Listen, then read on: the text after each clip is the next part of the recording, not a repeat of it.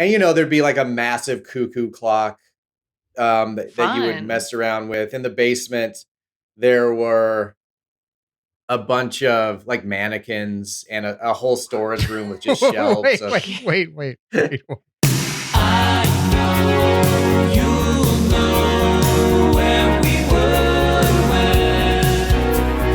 I know you know where we were when.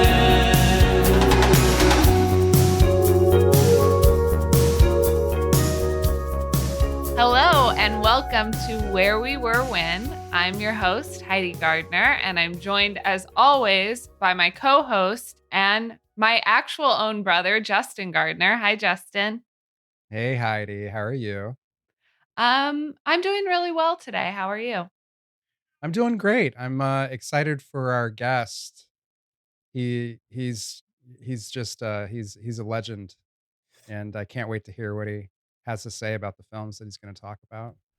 Well, I mean, he is family at this He point. is, he is. And I'd like to take credit for making him your family. I'm the reason you know this man.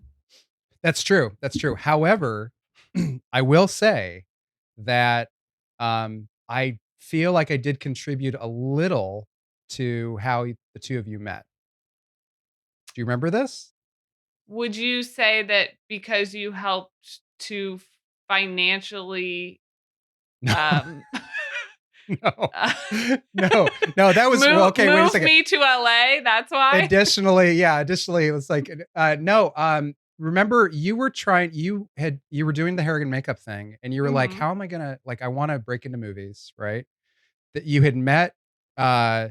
You almost got onto 40-Year-Old Virgin Yeah. because you had met Paul Rudd Mhm. at Harling's in Kansas City. Yep. And he gave you his cell phone. It's like, hey, because you had mentioned you were coming out to LA.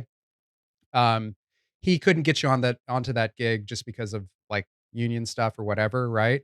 And Yep. so you were like, what should I do? And I said, well, why don't you try Craigslist? Yeah. You did.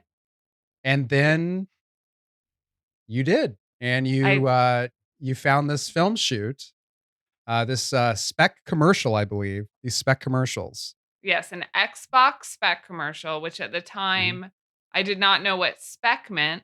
My little eyes, innocent little Missouri Midwest eyes, just had moved to Hollywood, saw Xbox and thought, hey, that seems like a great place to start. Legit. Um, so I answered the ad and for to do hair and makeup on an Xbox spec commercial, but let's just say Xbox commercial. Um, I got the gig. I was like, okay, I already made it. My I land an Xbox commercial first thing right out the Hi, gate. Justin knows what he's talking about. This Craigslist is amazing. Incredible. Why don't Yeah. more people make it like this? Um, I show up to the shoot, early call time, but I know that. I've moved to Hollywood. These productions start early. That's right. Pull up to the dump of a house they're shooting.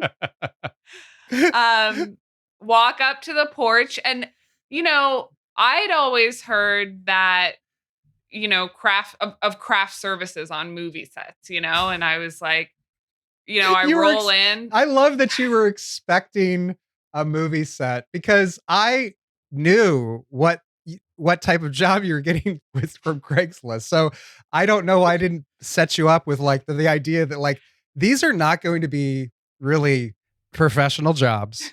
These are going to be jobs that people are asking you to do a lot of stuff for free. Yeah. But you thought spec probably meant special. It's like the special Yes. Xbox version of the special Xbox commercial. commercial. That's right. So I roll up and there's just a bunch of El Pollo Loco, which is like, I mean, actually, if you live in LA, people might say better than Taco Bell. But to me, I thought like, oh, that's like trashy Taco Bell. Taco Bell's nice. Yo quiero Taco Bell. And they were just kind of like strewn about. And I was like, this doesn't really look like a high class production, but that's cool. I'll go inside. And I walk inside and it also does not look professional at all. I mean, a lot of people were doing their best. They were making like, a spec commercial for a reel, but it just wasn't what I was expecting in my head that like a legit Xbox commercial would look like. It looked about like $10 million cheaper than that. And that was you were correct because Yes. it was not a legit Xbox commercial, nor I think had much of any budget. No, But I mean, a lot of dreams, a lot of dreams, a lot of dreams, and a lot of people doing their best. And I, just like me, just starting out, I'm doing the makeup, and I'd worked for about 4 hours when down the stairs came the future love of my life, our guest today, Zeb Wells, fresh out of bed at like noon, coming downstairs to help on the spec commercial. to help. Hey guys, do you guys need like, can I get some tacos? No, he probably just came down to eat some El Pollo Loco. Yes, that's right. He just came down to eat. He's like, "Oh, you guys are shooting this today. I forgot." Zeb, you're here. Was that the worst way you've ever been introed in your life? Absolutely. This is character assassination. Although I can't deny anything you just said. It's all true. Including love of my life. How about that? Yes, including. That's right. That's the most important part. Yeah, I came down, scoped out the scene, saw this little honey doing makeup, and I just parked myself next to you, right? And yeah, you were messing with my makeup bags. I had them in perfect order, all labeled with the actors' names on them. I mean, pre-COVID, I was even very sanitary. And you were like crossing out the names and like writing like shithead or something, I'm sure it was funnier than that, but yes, I was a child. I was acting like a child, which I'm sure was very charming until I started courting you, and then you probably realized having a child court you is not as fun situation. Well, it was fun because before you became my boyfriend, you were definitely my first friend in LA. And I feel like one thing that like really brought us together is the same thing that one of the things that brought Justin and I together, which was movies. Wouldn't you say? Yeah, absolutely. I think we were talking about the Sin City trailer, maybe Mm-hmm.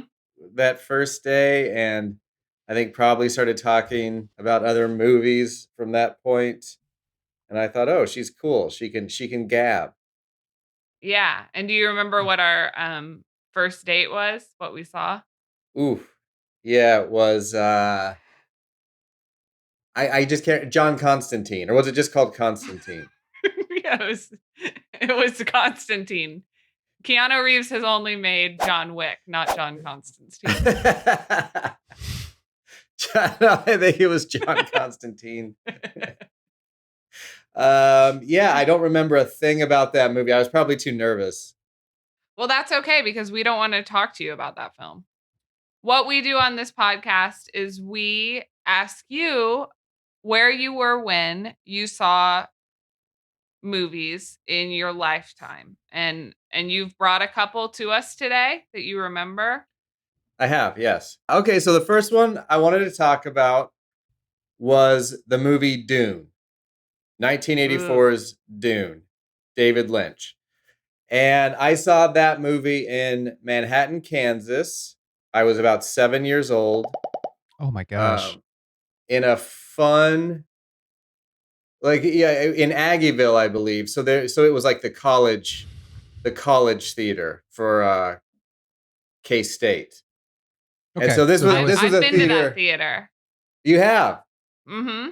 Yeah, it was very fun. I remember one time I went there and we saw a 3D movie, and something went wrong in the middle of the movie and the screen went black, and one of these college kids yelled, what is this, 4D?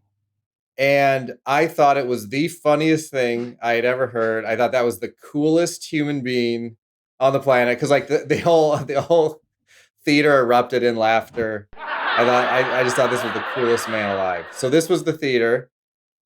A little backstory.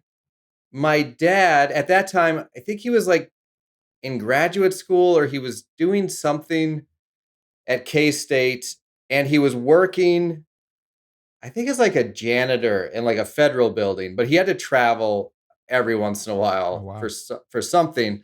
And so we had gone on a road trip, like a 2-hour road trip. And on that road trip, he had been reading Dune. So he went through and just told me the story of Dune as we took this drive. And then at the end of it, he was like, and they're making a movie about it. And I was like, what? Everything you just told me is going to be on a movie? Oh my word. And then I remember it was such a big deal before it came out. And then, like we started getting more information about it. He said, Zeb, I heard how long the movie is. 2 hours. And I was like, what? 2 hours? So it's like a never ending film. It's just never going to end. I was so jazzed. And then I am just remembering this. Like the day it came out, I think that my mom saw in the newspaper that it was PG-13. And it was, screeching halt. Verboten. Yeah, can Zeb go see this movie?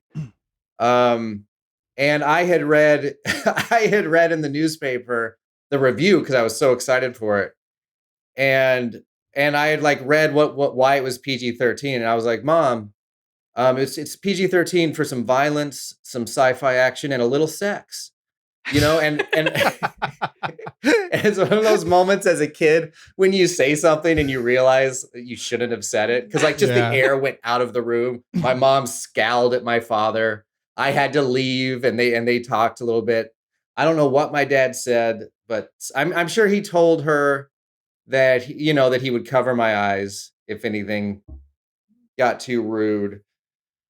And so we got to go see the film. This is what I'm supposed to do, right? Just a big stream of consciousness.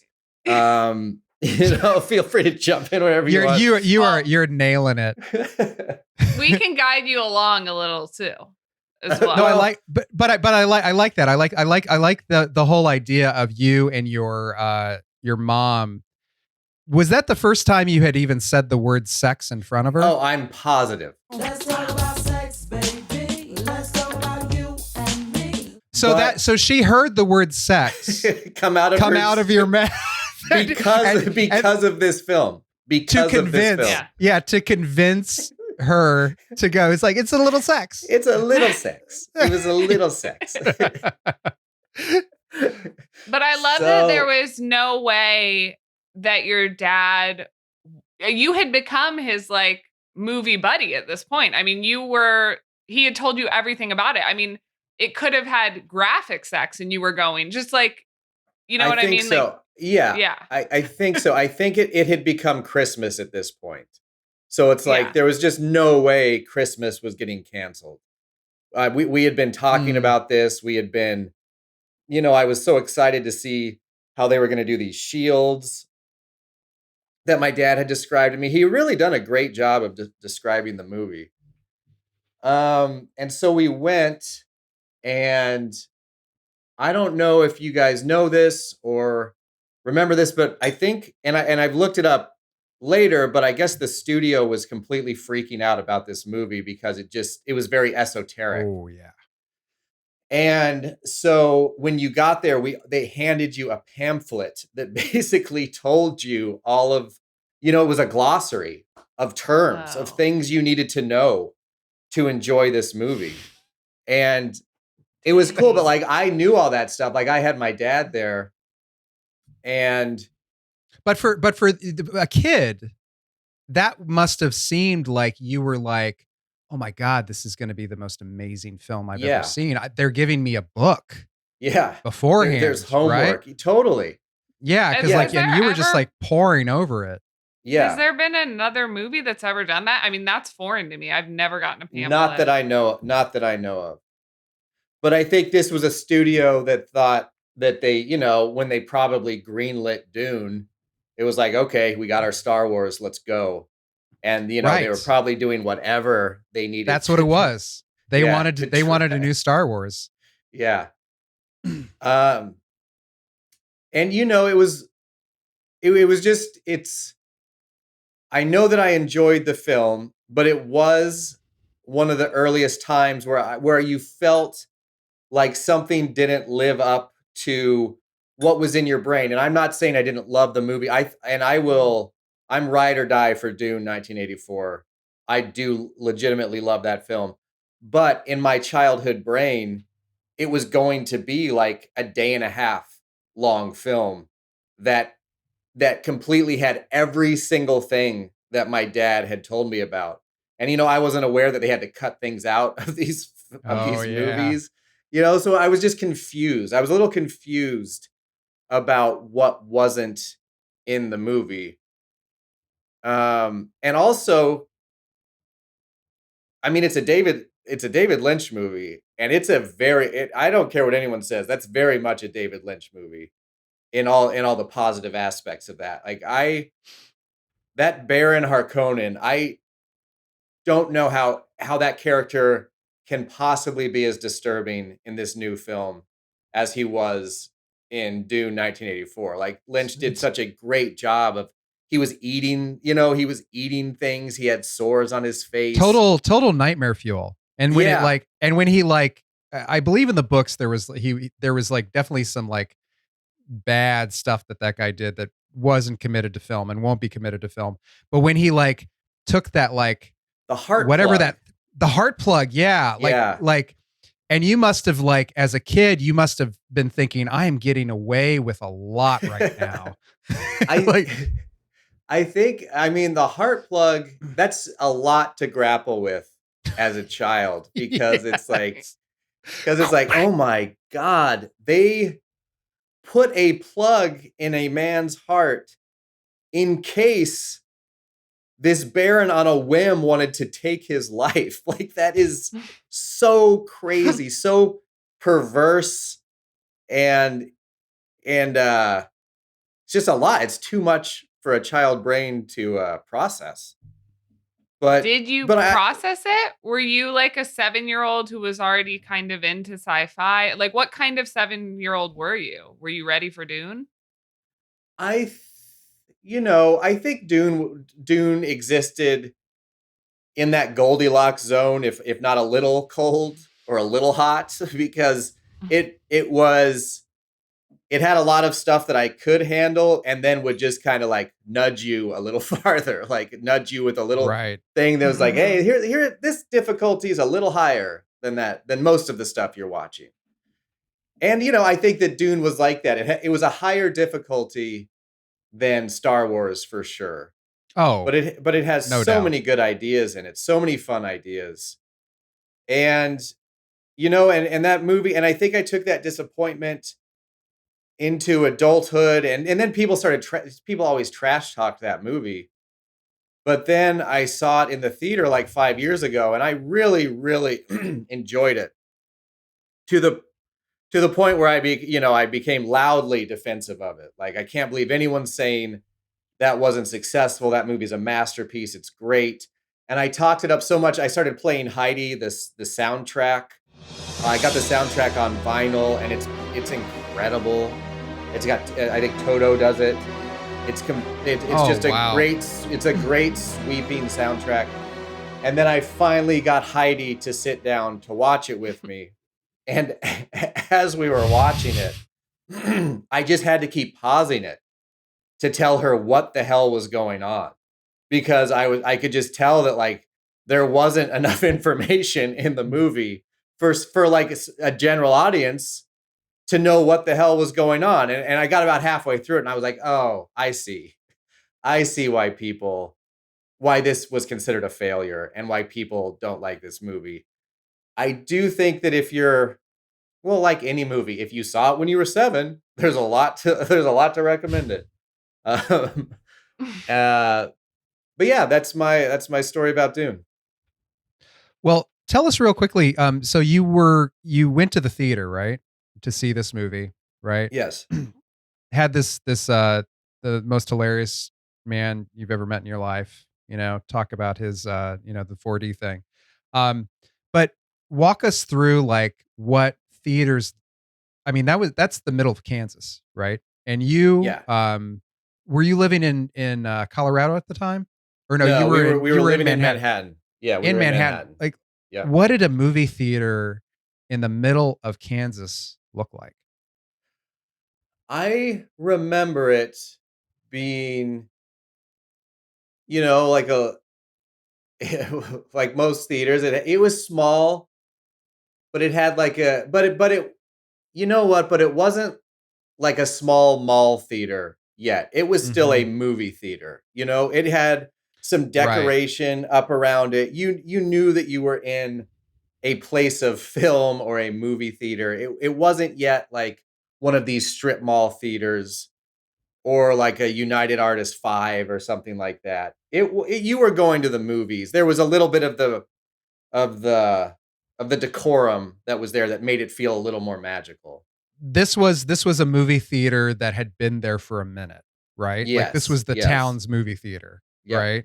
yep. I Yeah. think So it's I've a been to this theater and it's kind of a dome shape. And when you walked in, it was one of those ones where it was kind of like, yeah, a circle where like the concession stand was kind of in the middle and then the theater's like shot off from the sides, like all around it. But I do Mhm. remember that concession stand like right front and center, and then around the world were the other movie theaters.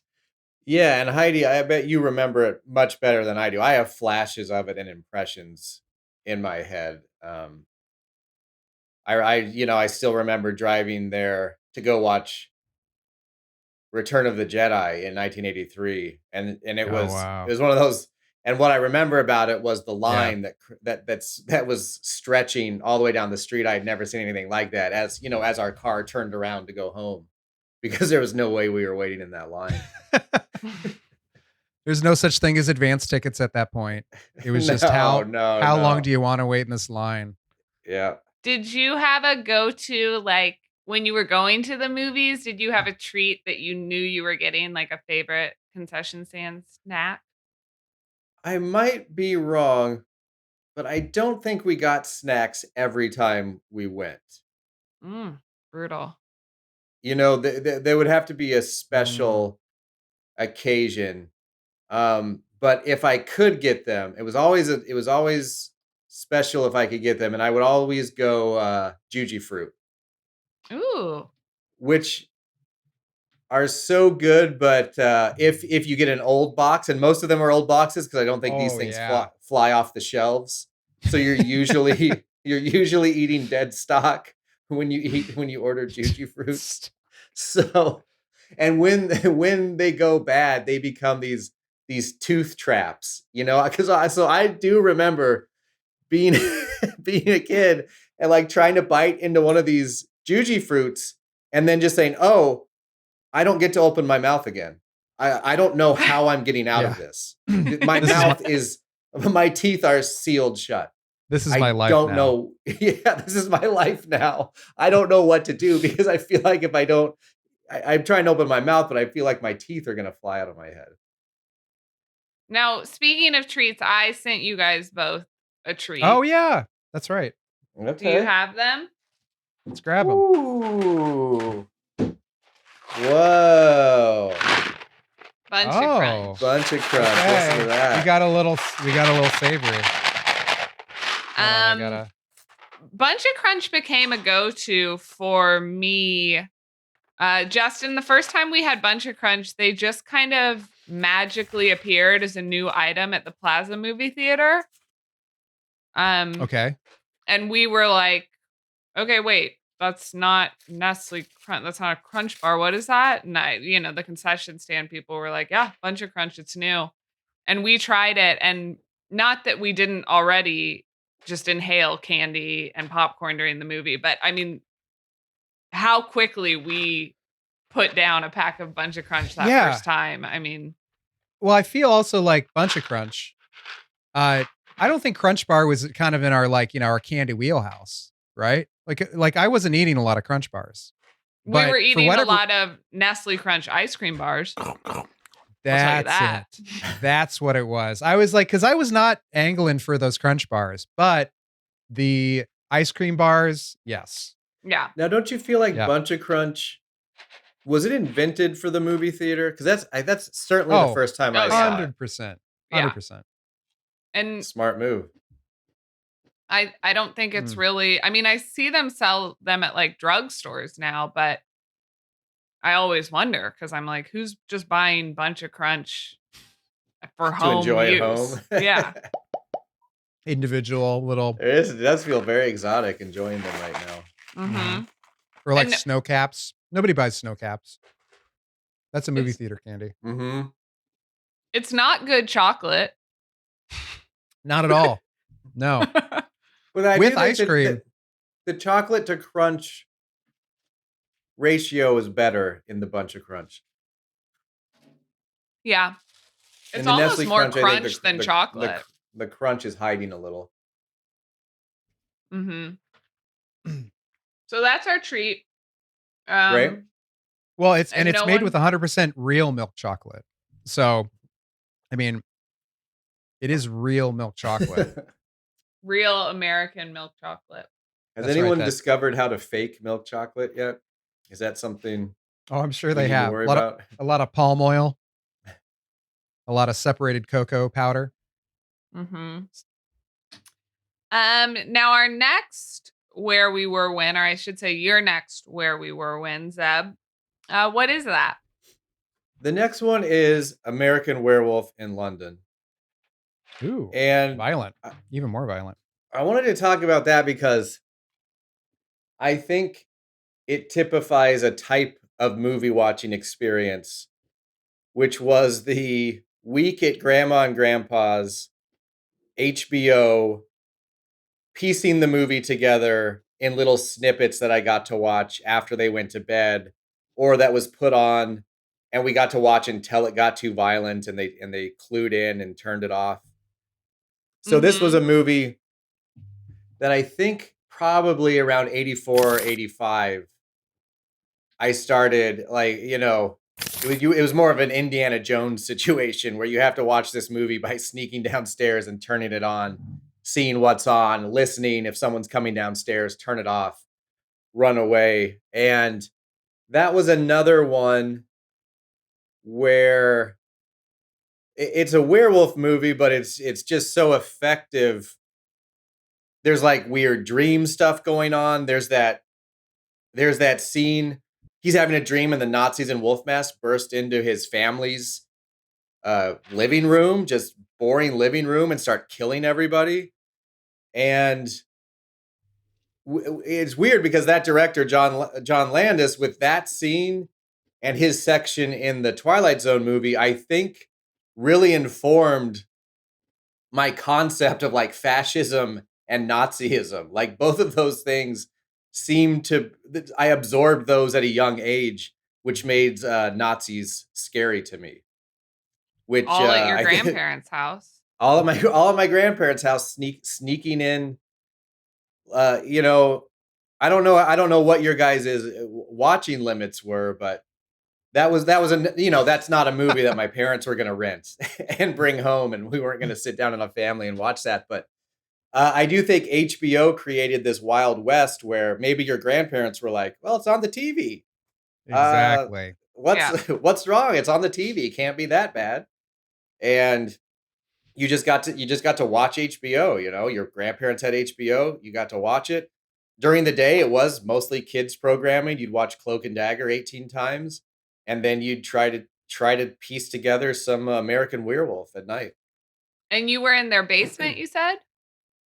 Yeah, or their living room. Sometimes I'd sleep in the living room. So, you'd be watching late at night and then you'd hear your your granddad getting a glass of water or something, and you'd hope that what you were watching wasn't too bad. What was Well- their house, their living room like? Was it like a kid-friendly grandparents' house, or was it kind of a sterile, everything's nice, like It was weird because it was fun sterile. Like I still remember how it smells, but my grandmother Loretta loved going antiquing and was a collector of antiques. And so it just had a very pleasant smell. It was immaculate, but it was carpeted, like brown carpeting. can Like you a give us big, any sort of that smell? Is there any? because I keep bringing it up. Because I It's want to like- know. It's like a particular air conditioned, kind of smoky without there being smoke. And you like hear the buzz of the refrigerator, coffee, probably Mm. coffee infused. Coffee, right, as right. well, just very pleasant. And so that smell to me means nice Yes. because Kansas was always pretty hot. They lived in Salina, Kansas. You'd go into their living room. It was always air conditioned, always like very cool. My granddad was an engineer. He did air conditioning systems. So it was plenty cold. He had that part taken care of. And, there'd be like a massive cuckoo clock that you would Fun. mess around with. In the basement, there were a bunch of like mannequins and a whole storage room with just shelves. wait. Like antique like, mannequins. I know, but like the way that you just set that up, it's like I was with you with the air conditioning and the coffee. Even the cuckoo clock, I And saw the cuckoo Justin clock. go I along was with, like, yeah. And it's like, and as there are various mannequins. No arms or legs, but No arms or legs. A lot of makeup, a lot of misapplied makeup to their faces and their bodies. No, but so what did your grandmother do? Like, why were there mannequins in their basement? Oh, she was a housewife, and my granddad had his own business, and I think that it did fairly well. And Mhm. so I just remember that shopping seemed to be a big part of her job. And I don't mean grocery shopping. I Mhm. mean, oh, what am I doing today? Oh, I got to get down to Lindsberg and check out the antiques. And we just go there, and she'd shop for like 4 hours. awesome. Just just buying stuff. And it would look like she'd buy it with the energy of, hey, I need this stuff. I need to get this stuff home, need that. But when you'd look in the back seat, it was all just crap. It was, but I can't say crap. It wasn't like a hoarder's house. It was very well put together. She had an aesthetic. It was just a bunch of cool looking stuff. It sounds like just a house of curiosities. It sounds cool. Yeah, it was Yeah. very cool. And that shopping, back in the day, that's when you might get an entire 5 spot to go spend a couple hours Right. in the arcade. So no, I loved hanging out with Loretta. I loved going to the mall. She was doing it just right, in my opinion. Now, when you were at your grandparents' house and you got to watch movies, like how was their fridge? How were the snacks? Were you allowed to go buck wild treat wise? Yeah, they had a glass jar of Halloween candy. Mm, Like mini candy bars and whatnot. That was full year round. yes. And Mm. it was one of those situations where you'd get there and you'd be like, hey, it was totally, you're like, hey, Homer, ready? How you doing? Can I have a Snickers? Like just instantly. And then like around day 2, you ask for a Snicker, and then you're like, wonder if I have to ask. Wonder Mm.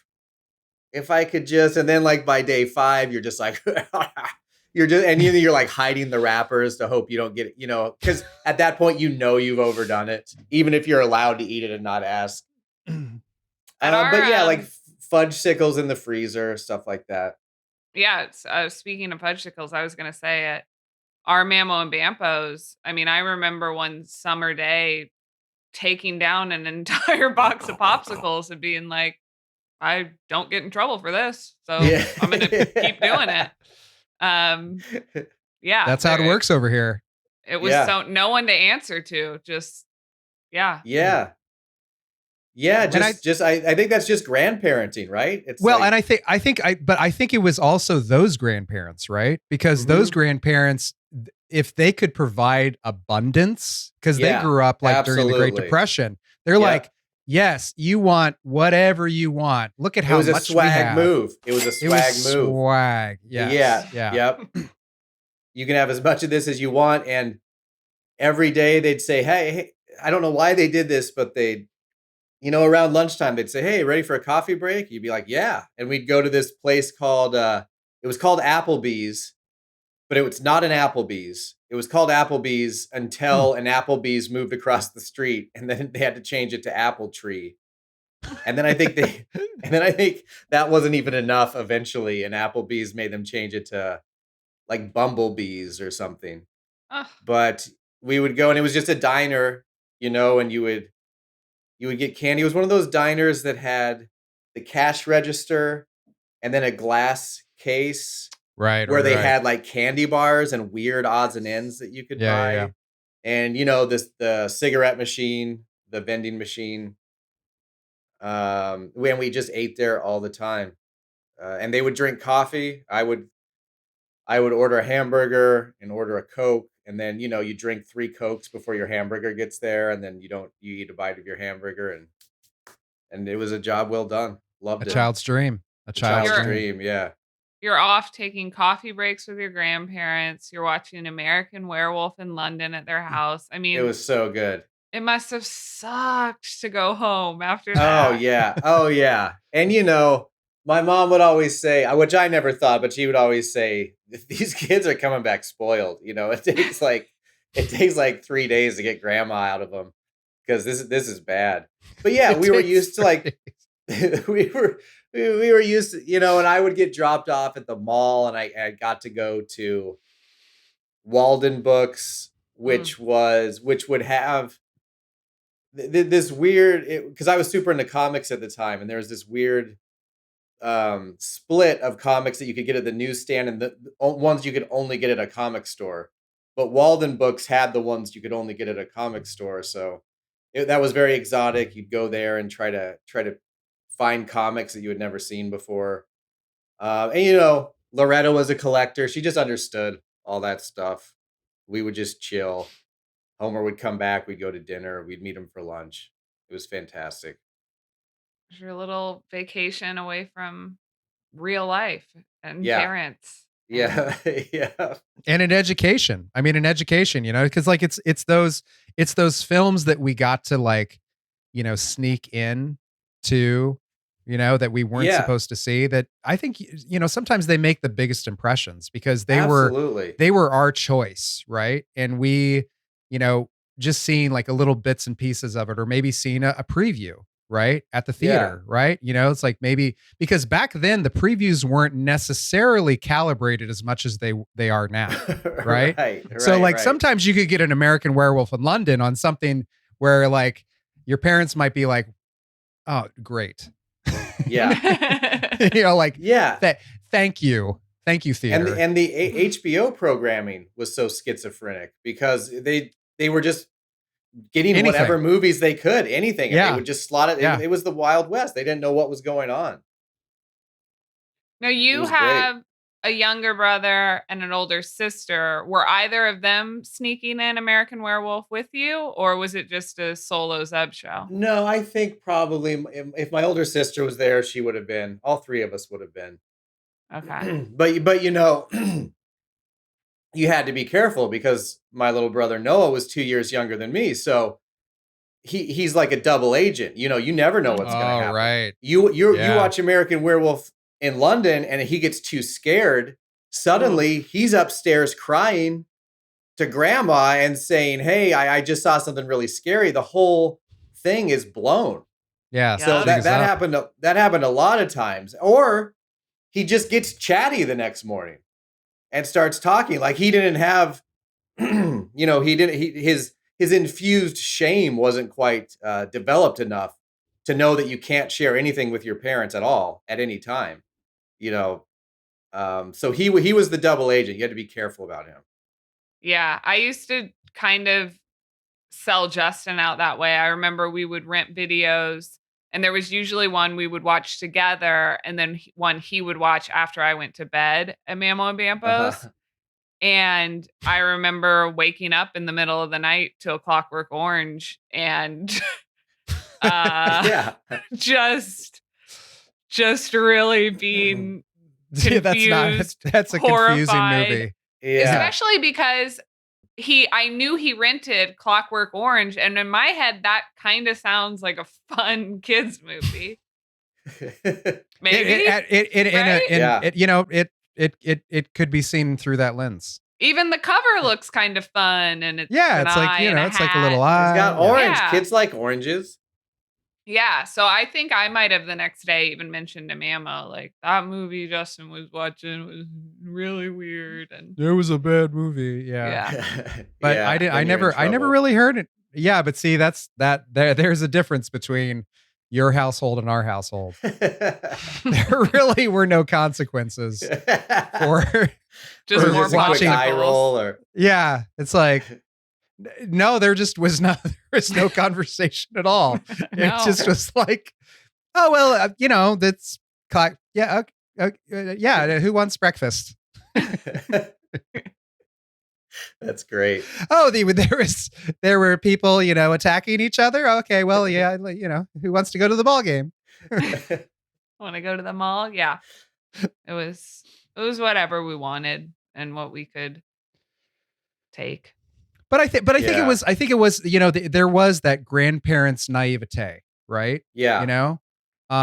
Because I think they lived through some shit. Yeah. Yeah. Like they went through a war, right? So it's Yeah. like, I mean,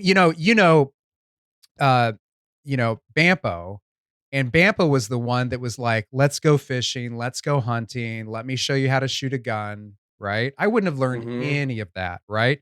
And they were basically like, these kids are like made of stronger stuff. They can handle stuff, Uh-huh. And so that was, I think the ethos was a little bit more along the lines of that because, you had people that were coming from Kansas City, Missouri and Muscatine, Iowa, it's like hardy Midwestern Yeah. people, who didn't, And maybe they didn't have fragile sensibilities. Yeah, and plus they were probably old enough to know that life, this is all it is. Like, it's just a nightmare. If you want some snack size Snickers, let's eat them. Like, there's no Yeah. stopping. There's no stopping death. There's no stopping this madness. Let's have Snickers while we're going down. These kids, let them eat Snickers. There's nothing good ahead for these kids. Enjoy yourself. Yeah, enjoy it. I think they might have not had such a acutely nihilistic viewpoint as that. But maybe what? there's 20% of that in there. There's There's a nothing, flavor of that. There's nothing to this life. Let them, they'll be dead by the age of 17. You know what's kind of Really? cool is that I feel like in both Zeb, you staying up and watching American Werewolf in London, and Justin, how we would stay up. When you were with your parents, like your parents put you to bed. Like it was always like you have to go to bed. But Yeah. at your grandparents, if you could outlast them, Oh man. then they were like, Again, do whatever, fine. What was bedtime? This is what I'm saying. It seems like they were like, none of this shit matters. All of this stuff that when you're a parent raising a child in your 20s or 30s, you think is so important. It seems like the consensus is once you hit 60, you're like, oh, I was wrong. None of this shit matters. Stay up as late as you want. We're all going to die. Yeah. And on that note, what are you obsessed with these days? What are you into now? Yeah, apparently, yeah. What are you into? Yeah. What am I into? What I've Now- really been obsessed with is this YouTube channel called Comic Book Kayfabe, which are just two dudes Though they're both Yep. artists. They're writer artists, comic book writer artists, Okay. and sort of from the indie scene. But they will just kind of doing what you guys are doing with movies, but they will just go through a comic book and talk about where they were when it came out, what were they excited about this artist, what they thought about this artist, what was going Nice. on at school. And if you see them do an episode for a comic that you remember reading or you remember where you were, it's just weird how much overlap there is and how it just makes you feel less alone. Because when I was a kid, I just don't remember anyone else reading comics. Certainly in my high school or Yeah. junior high, I really felt like I was the only one. So it's just neat to go down memory lane with these guys. How'd you find out about it? Jessica Gao, who hired me on She-Hulk, her boyfriend was telling me for about a year that I had to watch this. And you fired up, and these guys, they're just characters, so a bit of Mhm. me was like, I don't know what these guys are doing. Kayfabe, what is kayfabe? I have no idea what that is. I don't no idea what they're talking about. You It took know a what lo- kayfabe is? I do, yeah. I You know looked it up. what it is now? Okay, yeah. Yeah.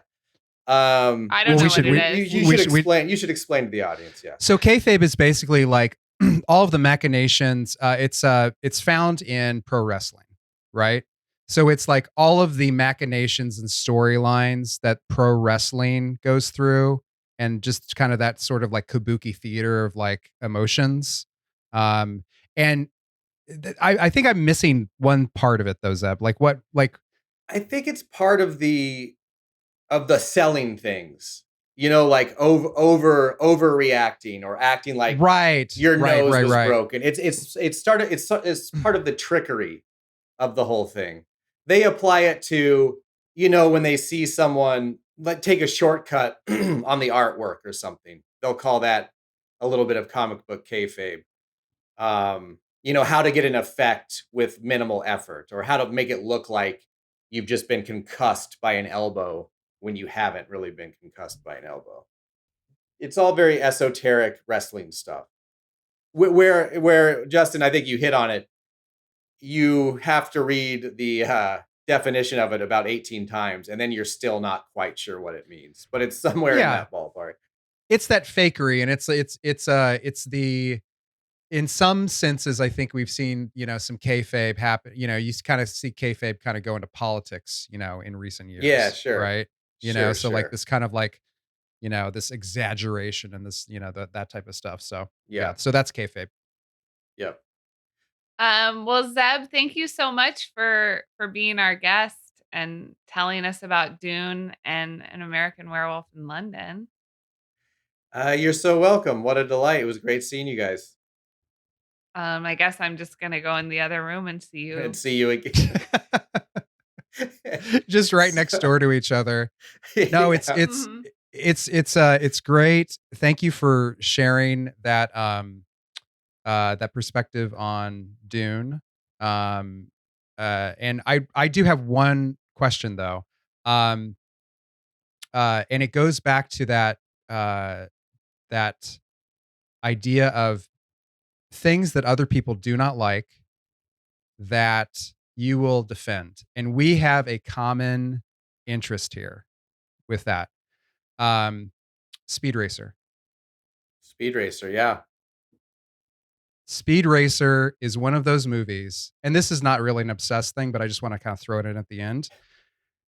They did, the Wachowski siblings did something pretty amazing with that film, and you and I will defend it like to our dying day. Absolutely. It's amazing. And I feel like the movie, they were trying to capture something about those old cartoons, which I really feel like they did. They captured They a did. certain exuberance, Yeah. or fun, and just liveliness that took a while to grab me, but the movie kept grabbing me, and by a quarter of the way into it, I was having an absolute ball.